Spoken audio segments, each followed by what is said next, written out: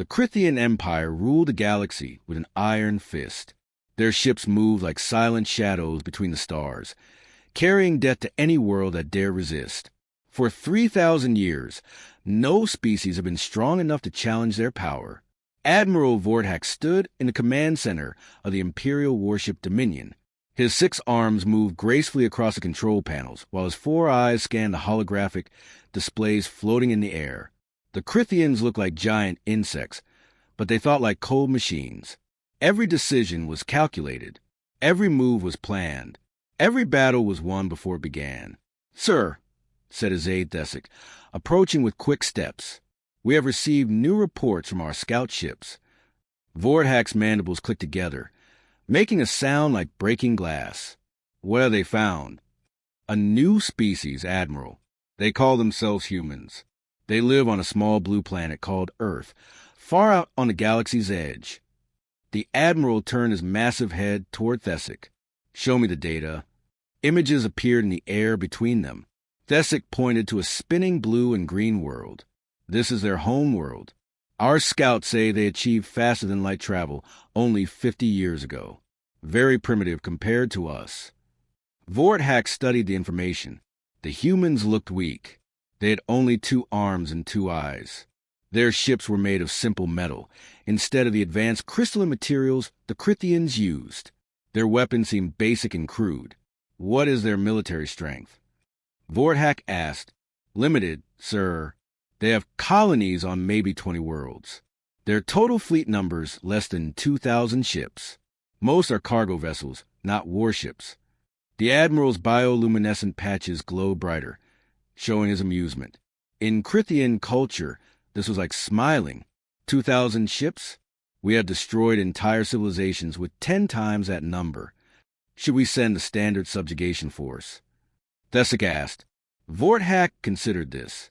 The Crithian Empire had a simple system for dealing with new species.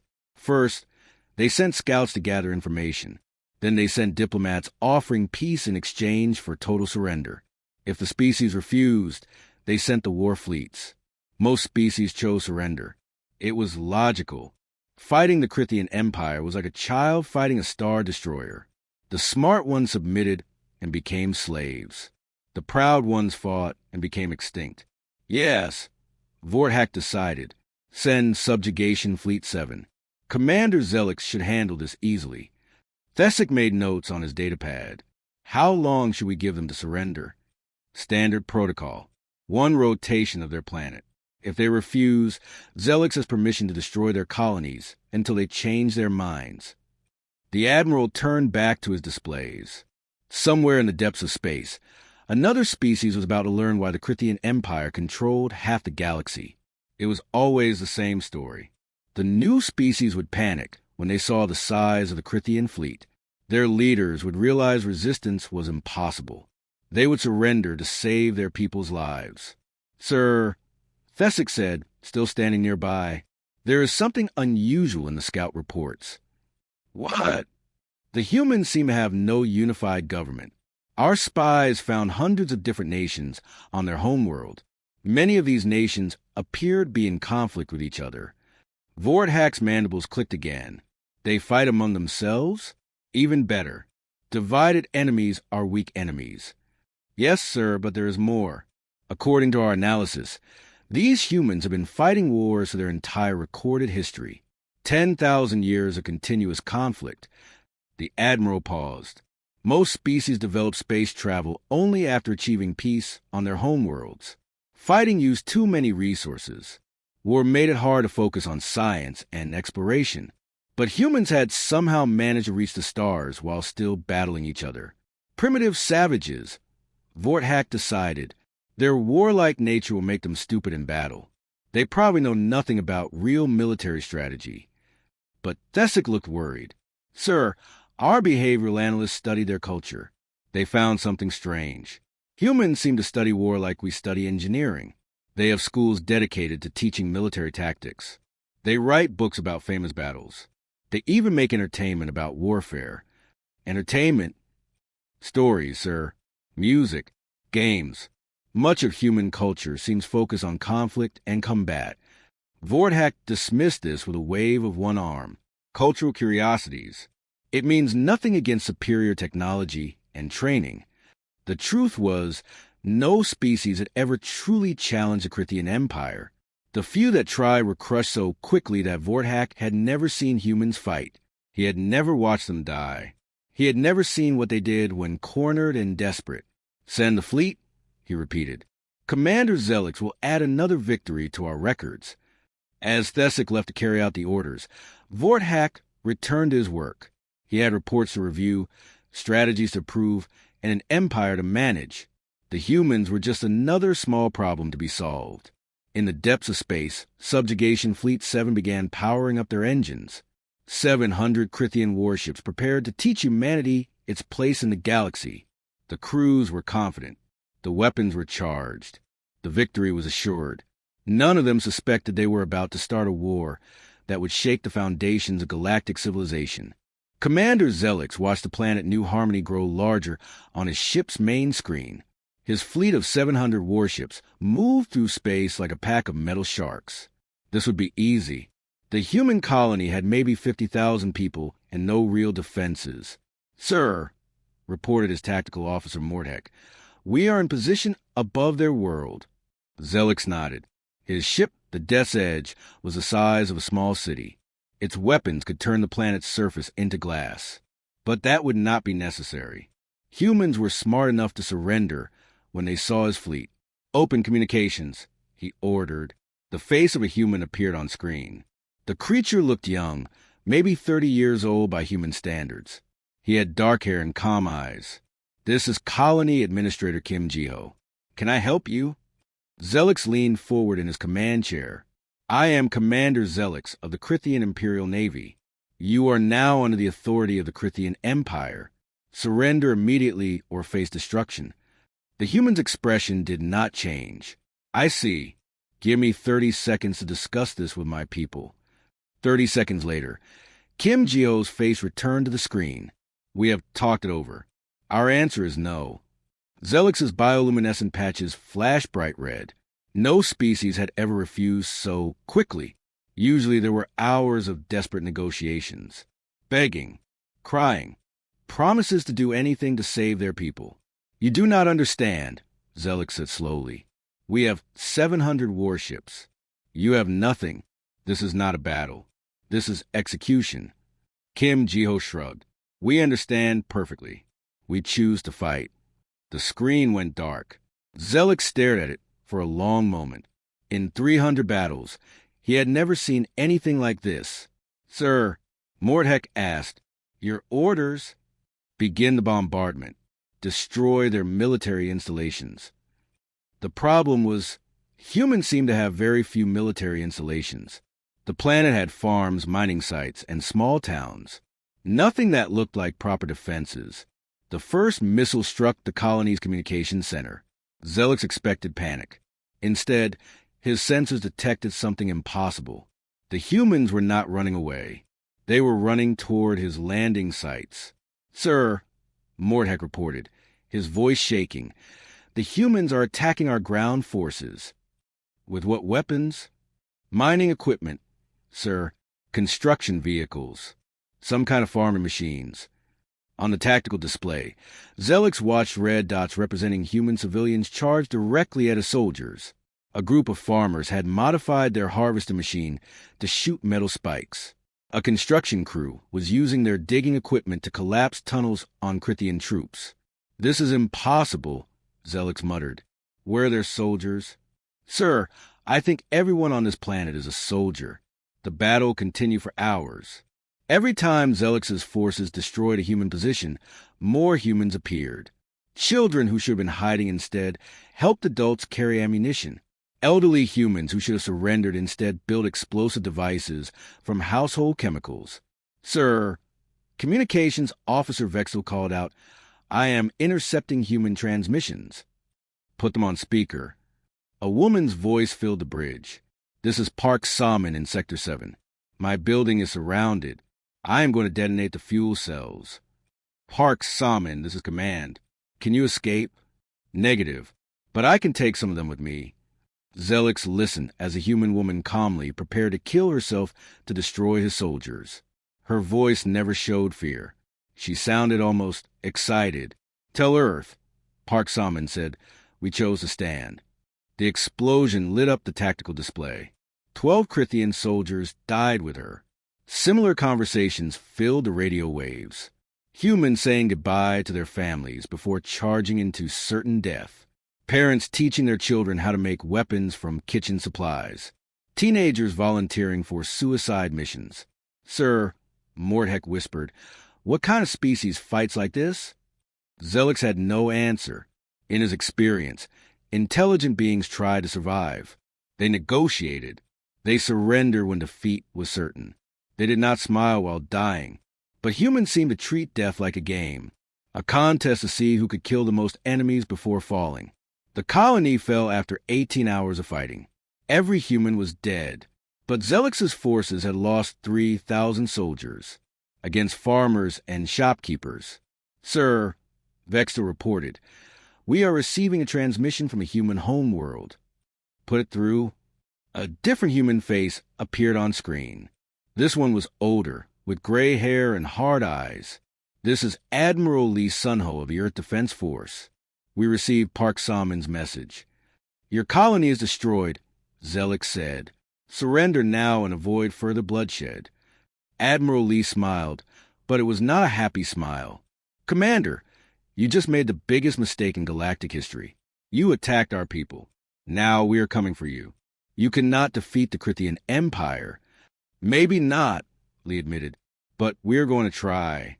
And, Commander, when humans try to do something, we usually succeed." The transmission ended.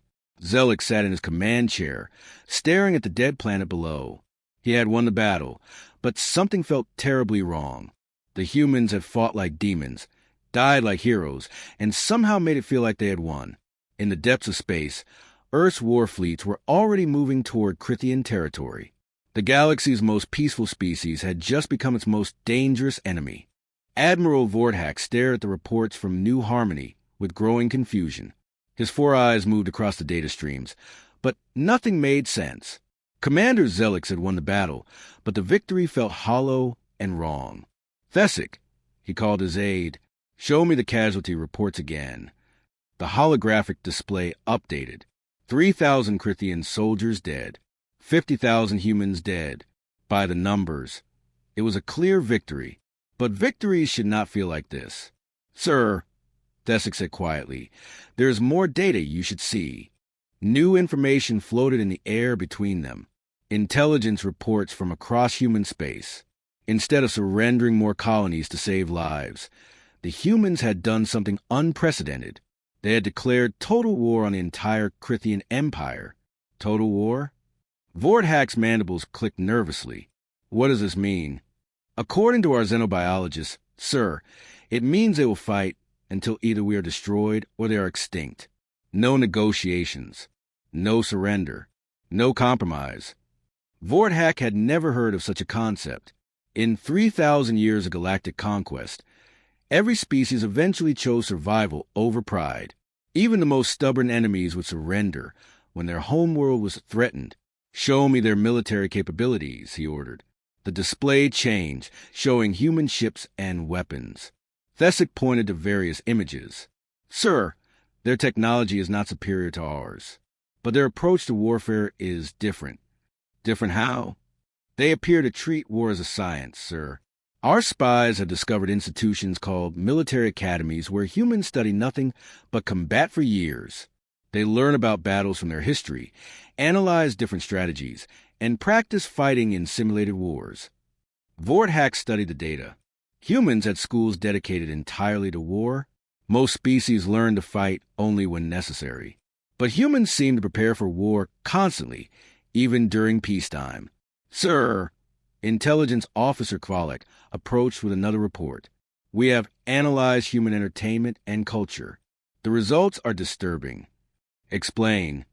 "Their stories, music, and games often focus on warfare. They create fictional battles for entertainment. They celebrate warriors from their past. Children play war games as a normal activity. The Admiral's bioluminescent patches dimmed with worry. A species that turned war into entertainment would think differently about death and sacrifice. There is more, sir, Kvala continued. Humans have something they call military history. They study 10,000 years of warfare on their own planet. Every battle, every strategy, every tactical innovation. They learn from conflicts between their own people. They fought each other for 10,000 years. Yes, sir, and they never stopped learning how to fight better. Vorhack's processors struggled with this information. The Krithians had developed superior technology and used it to dominate weaker species.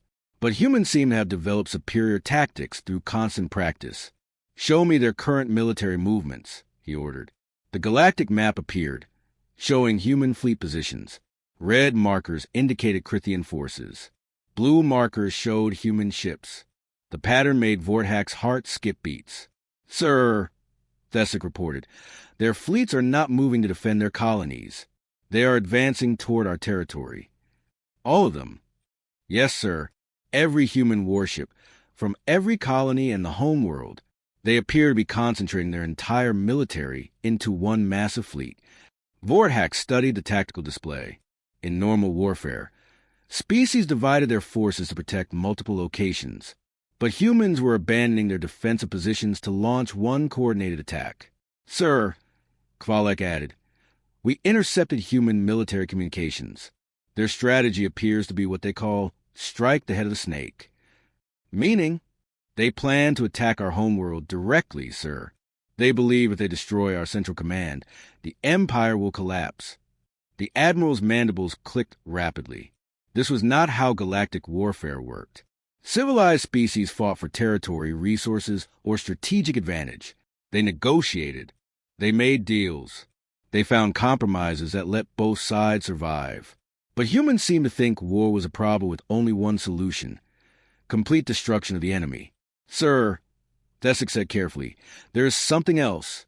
Our psychological profiles of human leadership show they're not afraid of losing. What do you mean? Most species fear extinction, so they will surrender before taking unacceptable losses. But humans appear to have calculated that they can accept the destruction of their entire civilization if it means destroying us as well. Vorhack's patches flashed bright red. They would commit species suicide. Our analysts believe so, sir. They have historical precedents. During their wars with each other, humans sometimes chose mutual destruction rather than defeat. The Admiral looked at the tactical display again. The blue markers representing human fleets were moving steadily toward Krithian space. Not fast, but relentless, like a tide that could not be stopped. Sir, Thesic asked, what are your orders? Vorhack considered his options. He could send more fleets to destroy human colonies, but that would only make them angrier. He could try to negotiate, but humans had already declared total war. He could retreat, but the Krithian Empire had never retreated from anyone. Recall all fleets, he decided. Prepare the homeworld defense grid. If they want to attack our heart, we will show them what true military power looks like. As his orders went out across the galaxy, Vorhack tried to convince himself this was the right decision.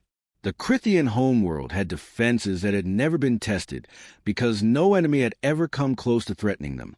But deep in his mind, a small voice whispered that he had just made the biggest mistake in galactic history. The human war fleet dropped out of hyperspace at the edge of the Krithian home system, like a storm made of metal and fire. 847 ships appeared in perfect formation, their hulls scarred from the long journey across the galaxy. Admiral Lee Miho stood on the bridge of the battleship Indomitable, watching the tactical displays with calm eyes. Behind him, his crew worked at their stations with quiet efficiency. No one spoke unless necessary. Everyone knew what was coming. Admiral, reported Captain Choi Hanna from the communication station, we are detecting massive enemy formations around their homeworld. Over 3,000 ships. Miho nodded slowly. The odds were exactly what Earth Command had predicted. And their defensive platforms? 42 orbital battle stations, sir, each one the size of a city. They have enough firepower to destroy planets. Lieutenant Yoon Dae-hoon looked up from his sensor station. Sir, they are launching fighters. I count over 10,000 small attack craft. The Admiral studied the enemy positions on his tactical display. The Crithians had arranged their fleet in a perfect defensive sphere around their homeworld. It was textbook military strategy. Overwhelming numbers in a strong defensive position. Sir, Captain Choi said, incoming transmission from the enemy flagship.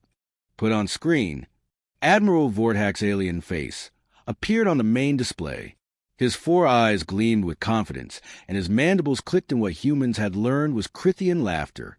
Human Admiral, Vorthak said, you face the combined might of the Crithian Imperial Navy. 3,000 ships against your 800. 42 battle stations with weapons that can crack moons. You cannot win this battle. Miho looked directly at the alien commander. His voice was steady and calm. Admiral Vorthak, you killed civilians at New Harmony. Innocent people who just wanted to live in peace. For that crime, your empire will fall. Impossible, Vorthak clicked. You are outnumbered 4-1. Your ships are inferior to ours. Surrender now and I will make your deaths quick. Miho almost smiled. Admiral, you made one mistake. You think this is about numbers. What else matters in war? Heart, Miho said simply. Your people fight because they are ordered to. My people fight because they choose to. The transmission ended. Around the bridge of the Indomitable, the crew prepared for battle. Weapons Officer Commander Park Jaiwan armed all missile tubes. Navigation Officer Lieutenant Kim Sora plotted attack vectors. Chief Engineer Bang Minju rerouted power to the shields. All ships. Miho spoke into the communication system. This is Admiral Lee. Today we fight not just for ourselves, but for every species that has suffered under Crithian rule. Make them remember why you never attack humans. The Crithian fleet began moving forward in perfect formation. Their ships advanced like a wall of metal, firing in coordinated volleys. It should have been the end of humanity's war. Instead, the humans did something no military computer had predicted. They broke formation. Captain Kong Jisu, commanding the destroyer Last Stand, watched her tactical display as the human fleet scattered in dozens of different directions. To an outside observer, it looked like chaos. But every human ship knew exactly where to go. All ships, pattern Delta 7, she broadcast. Let's show them how Earth's children fight. The Last Stand dove toward a group of Crithian cruisers, her weapons blazing. Enemy fire tore through her shields, but she kept coming. When her main guns were destroyed, she fired missiles. When her missiles ran out, she used her point defense lasers. Captain, reported her tactical officer Lieutenant Shin Hyok, we have lost main engines. Hull breaches on 3 decks. We should withdraw. Kong Jisu looked at the enemy ships still fighting around them. Negative. We stay in the fight. Reroute life support power to weapons. Captain, that will kill us. Lieutenant, we were already dead the moment we entered the system. The question is how many of them we take with us. Across the battlefield, similar scenes played out on hundreds of human ships. The destroyer Defiant lost her bridge but continued fighting from her engine room. The cruiser Unyielding had her entire port side blown away, but still fired her starboard weapons. Commander Bang Minju, chief engineer on the Indomitable, watched her power readings as enemy fire hammered their shields. Sir, we are taking too much damage. I recommend strategic withdrawal. Admiral Miho shook his head. Commander, route all available power to weapons. If we are going to die today, we die fighting.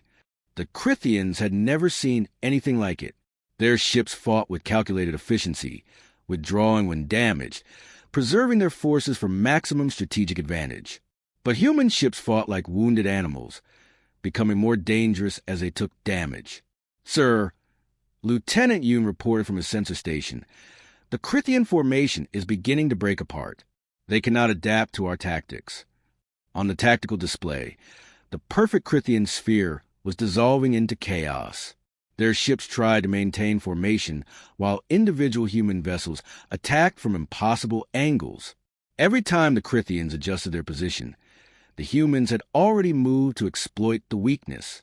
Captain Choi monitored enemy communications.